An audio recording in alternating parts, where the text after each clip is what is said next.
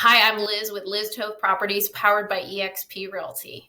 I'm a residential real estate agent in Raleigh, North Carolina, and today is my April real estate market update. We're going to look at the three largest cities in the triangle based on population. So Raleigh, Durham, Cary. We'll look at what's gone on historically. We have data through March. We'll look at what's going on today, and then we'll finish up with a look at mortgage rates and how it impacts buyer demand. So I'm going to share my screen and we will get right into it.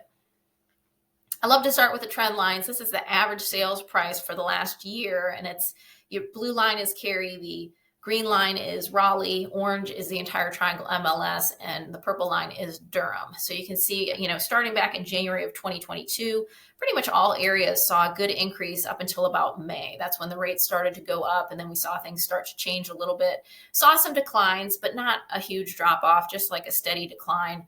And then, we've seen some things change as we get into the end of the year and starting out in 2023. So in Cary, Raleigh, and the entire triangle MLS, from January to February, we saw a decline in the average sales price. In Durham, we saw an increase. So Durham has increased January to February, February to March. The other areas have increased from February to March. How do we compare versus last year? Well, you can see that right over here. Both Raleigh and the entire triangle MLS are pretty much flat versus where they were last year. Durham is up 2% when compared to last year, and Cary is off 4.5%. However, Cary also has the highest average sales price out of all these areas. And you'll also see later in the presentation that Cary also has the fastest days on market. They have the lowest inventory. So Cary is kind of unique. It's a very hot real estate market in Cary. When we look at month supply, we haven't, a normal and balanced market is about a 6-month supply. Anything less than 6 months is a seller's market. So if you're considering selling your home, it is a great time to go on the market, because overall in the triangle MLS, as of March, we had a 1.5-month supply of inventory. So if you go on the market today, you have less competition out there, as far as other listings are concerned. You can see here, as I mentioned, Cary has the lowest month supply, less than a 1-month supply of homes available for sale as of March, and both Raleigh and Durham at 1.2 months supply. So not a lot of inventory available for sale, even going into the spring market. The good news, though, is days on market. I think this is good news. The days on market is a little bit higher. It's better for buyers because homes are taking a little bit longer to sell. In Raleigh, it's about 31 days, Cary 19 days, Durham 22 days, and in the entire triangle MLS 24 days. So anywhere from about 2 to 4 weeks, homes are staying on the market. This is a good thing for buyers because buyers can look at a home, they can think about it, they can ask their questions, they can go back for a second showing. It's a little bit more favorable to buyers, but it's still a quick days on market. So, homes are not staying on the market a really long time. And I'm seeing today, we're in April now, we're in the spring market, more buyers have come into the market, rates have gone down. So I'm actually starting to see homes sell even faster than that. In fact, I've had some showings get canceled because we're scheduled to go see it, but the home goes under contract before we get there. So it is starting to heat up as we go into the spring market. So I would tell you, if you're a buyer and you're looking, don't hesitate. If you want to go see a property, contact me, contact your agent, and get out there and see it before it's gone, because you just don't know today, how long a home is going to be on the market. It's nice to have that extra time, but you also have to have that sense of urgency to a certain extent as well. We'll look at homes available for sale, and I'm going to take the entire triangle MLS out of here. We're just going to focus on Durham, Cary, and Raleigh. You can see homes available for sale has trended down since the fall. Some of this is seasonality. More and more folks don't want to put their homes on the market during the holiday season. They want to wait until the new year or the spring market. So you can see we trended down to January and then have kind of been flat ever since. But the good news is we have seen new listings trending up since December. So more homes are coming on the market.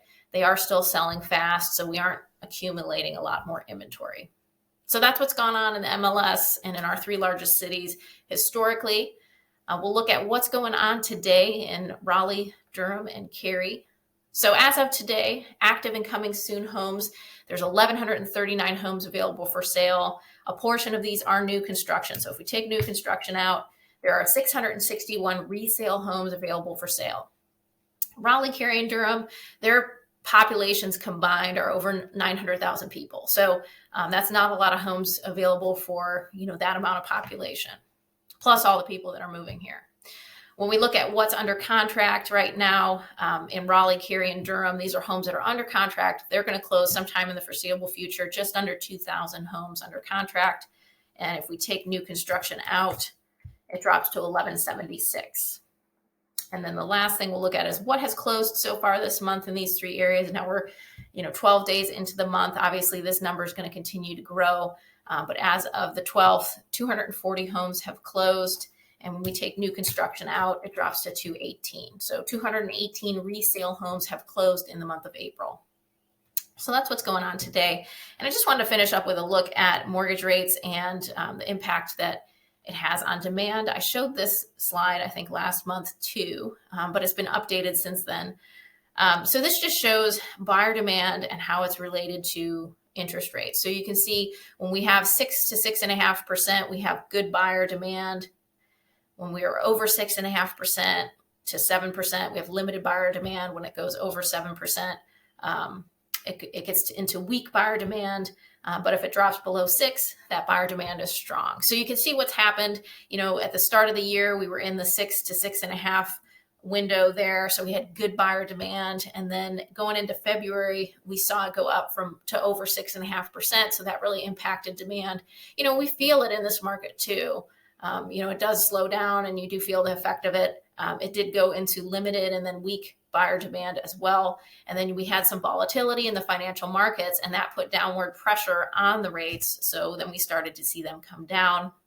And as of April 4th, we were in the good buyer demand bucket essentially. So, and what I would tell you with this is that if you're a buyer in the market or you stepped out of the market because of the rates, or maybe you're considering getting into the market, it's a good time because, being under 6.5%, you can financially benefit from that versus waiting to see what happens. And who knows what's going to happen.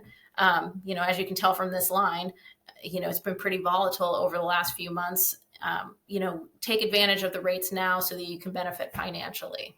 So hopefully that information is helpful to you. Again, this is my real estate market update through April 12th. If you have questions about your neighborhood or purchasing in the area, please let me know. If you're thinking about selling, I'd be happy to provide some information as to how fast homes are turning in your neighborhood and things like that. If you want more information, other market reviews, information on communities, city tours, feel free to subscribe to my YouTube channel. I look forward to talking to you again soon, and I hope you have a great day.